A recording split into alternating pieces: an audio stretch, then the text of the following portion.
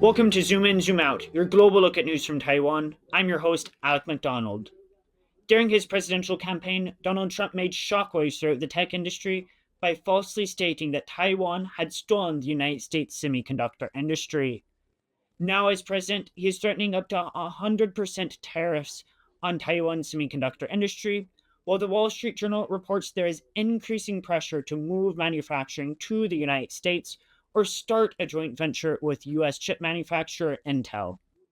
Today, to discuss the future of Taiwan's semiconductor industry, we're joined by Marco Mezger, the Chief Operating Officer of Neumonda. Marco, welcome to the show. My pleasure. Marco, I want to start off by asking about the proposed Intel and TSMC venture that has been reported. The United States is reportedly asking TSMC and Intel to start a joint venture, or TSMC face tariffs for their semiconductors. What is your opinion about this reporting? Yeah, I think when I heard the first time about the potential tariffs on TSMC, I was actually quite surprised because I think we need to understand when you put the tariffs on, and I think they set it on a broader base on semiconductor, but you need to divide. So you have chips, you have kind of subsystem, and you have computing systems. And so it has not been really clear what is exactly targeted. But one thing what I can tell you, all three would affect American companies to a quite big extent. And if we are looking on the technology leadership of TSMC and also the scale of production, what is needed to serve their clients, this is only possible to do with the 14 fabs what TSMC has in Taiwan. So even the fab what has been built in the USA, I think is a good step also for TSMC to go abroad and to make alliances, go into the local ecosystem. But in reality, the chip increase, the chip shipments from Taiwan to the USA has been around about 3 times over the last 5 years. It has been for subsystem 5 times, and it has been for computer system 5 times. So a total, what it was 9 billion 5 years ago, we are talking now about round about 55 billion US dollar, which could be affected. So it's not clear what the Trump administration wants to put the tariffs on, pure chips, modules, or full systems. And because these semiconductors are so vital to the economy and everyday technology, ultimately, North American businesses will still need these semiconductors. So, what can TSMC do in the instance of tariffs? Will they pass the cost down to consumers? I think they will pass the tariffs down to the consumers. They cannot suck this up. So I think the point is like if there are tariffs which will be imposed, the end customer is normally the ones who has to pay the bill. Yeah. And especially, if there are no alternative to produce, and I have to say on large scale in the USA. So USA with the TSMC fabs, with the committed investment, which have been also attracted by the CHIPS Act from the USA. So there was a promise from the Biden administration. When you build a factory, when you create the opportunity for new technology to build again in the USA, that you will get the money. Now, recent reports basically say that the Trump administration potentially might also change some of the regulations looking forward, but potentially also backward. And I think this would be a bad sign because I think if companies make this decision based on a government statement, they rely on this because without these incentives, they probably would not have decided to build up a factory there because it's higher cost, higher labor cost. Taiwan, Japan. Taiwan basically is the inventor of the foundry model, Morris Chang. So he is the one who saw this coming for a very, very long time ago. And that's why they have this competitive edge. In reality, to copy one-on-one, this is challenging because this is like decades of sweat, tears, hard work to basically make this work. And having a small location Like Taiwan is 500 kilometer long, probably 150 kilometer wide, very concentrated in a few technology parks. With the high-speed train, you are within 2 hours or 1.5 hours between north to south. So all these benefits coming together have made this economy and this semiconductor industry here the heart of the world production for semiconductors. How do you think TSMC is reacting to all of this? Late in the Biden administration, there were questions raised from the Commerce Department towards TSMC about their relationship with Huawei. And reporting recently indicates that TSMC has gone so far as to only sell to white-listed buyers, and that they have made other steps, holding their first board meeting in the United States in order to show that they are willing to be a friendly partner. Yet the US, under Donald Trump, has continued to kind of strain this relationship of sorts. How do you think that this strain in the relationship and that these very hardline negotiating tactics from the Trump administration will play with TSMC over the long run? This week was the first time a US board meeting of TSMC. I think it was more or less confirmed what we knew already before, like with the expansion, with the investment allocation, but there was not, let's say, a meaningful statement. That there is even more cutting edge technology coming or additional fabs or anything else. So I think this was kind of a normal expected board meeting. You were mentioning about the whitelist for the packaging. That's a very good point because here I think TSMC is complying that even for major process nodes, I should not say major, let's say for 14 to 16 nanometer process nodes, which is still kind of advanced technology, that for their customers, when they ship it, they can only ship it to packaging houses which are on this, what you call like a whitelist.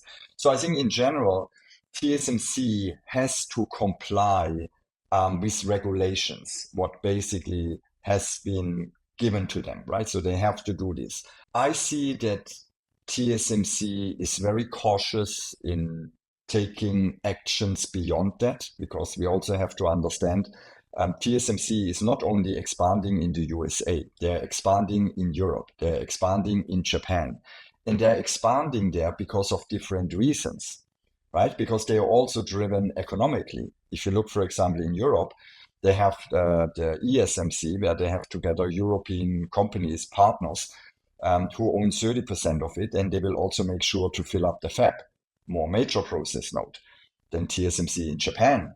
I'm not expecting TSMC at the moment to go any further than the normal compliance, what they need to do, because the heart of their technology, the heart of the advanced packaging, the heart of the EUV is in Taiwan and will remain in Taiwan at scale. TSMC will not be the only company affected by these proposed tariffs. There are other smaller but still vital semiconductor manufacturers in Taiwan. How would these other companies who do not have the weight that TSMC does react? I mean, these companies, I really feel sorry for them because you are talking about companies, they have major process nodes. I mean, there I would use the term major process nodes above 20 nanometer, 25, 30 nanometer, which is used. Here you have on another front extreme competition from China because China has no access to the newest cutting edge technology. As you know, they cannot get EUV technology, but they find a way, for example, for DUV technology. China has focused especially on major process nodes and put a lot of pressure on the cost to produce this. So I think latest number I've seen, China companies like SMIC and others, they are around about 30 to even sometimes more than 30% lower in cost in producing these type of chips. Now, when the Taiwanese companies now, in additionally to this, are also faced with additional tariffs, moving to the USA or serving US customers, I think it's a lot of pressure for them. It's a huge challenge. I cannot imagine that it would make so much sense, to build up major process node factories in the USA on large scale. Not only because of the questioning, of the just focusing on this in the USA, but also knowing how much capacity has been built up the last 3 years in China. I think ASML shipments to China was close to 50%, despite the fact that they could not sell one single EUV machine, which, by the way, costs 150 million to 300 million US dollar to China. This is amazing. And so is it with other semiconductor equipment companies. China was still a huge market, and a lot of these equipments were going into major process nodes, which are, of course, competing with the Taiwanese companies who are here already since decades. Looking at the long run under these proposed changes to the way that the United States might react to Taiwan's semiconductor industry, at least over the next 4 years, what do you think is the best case scenario, and then maybe a bit more of a pessimistic or worst case scenario for the future of Taiwan's semiconductor industry? Best case scenario for whom? Yeah. So I think, again, I'm a business person, so I would suggest and also believe it's in the best TSMC interest and also in their shareholders to look that they keep their core know-how here in Taiwan. They have a good ecosystem here. They are very efficient in production. And this means also they are very cost efficient to do this. Will the US imply the tariffs? We both don't know, Alec, if this is going to happen, but the threat is definitely there. And the threat is making people think. So it basically make these models where you think, okay, how can we cope with this? But we have to understand at the end of the day, the end customers pay the price, and the end customers could be first, let's say, data center customers for the AI who are using the NVIDIA chip.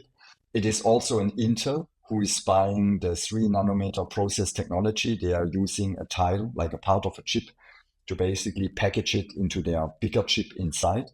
So I can see a lot of negativity and negative effects for the US customers who are utilizing the cutting edge technology for TSMC, where Intel, with the going away of Pat Gelsinger and also Samsung. So from a business perspective, TSMC is in a very dominant position. I think there's a reason why we call it here in Taiwan the Silicon Shield, and TSMC is a huge part of the Silicon Shield. And the challenge for the executive team there is to manage kind of the compliances, to make sure, they work with their customers, can further foresee, but they also need to make sure that the efficiency and the thriving of the technology, that they can implement it with the least resistance. And this is kind of here in Taiwan, where you have an ecosystem which is built up over several decades. So I think Taiwan should focus on this highest, newest technology, and then it should be a business decision, moving out to other regions, if it's Europe, if it's USA, or if it's Japan, to be closer to your largest customers. Marco, thank you very much for joining us today. You're welcome. This has been Zoom In, Zoom Out. You can find more stories from TaiwanPlus by following us on social media. Thank you very much for watching, and we'll see you next time.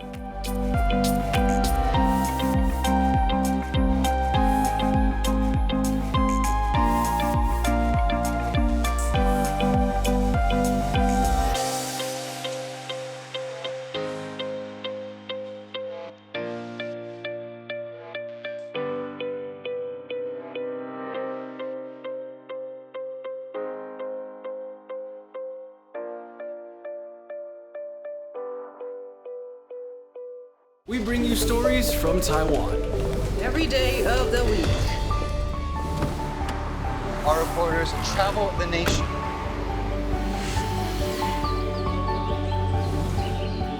Exploring the issues that matter to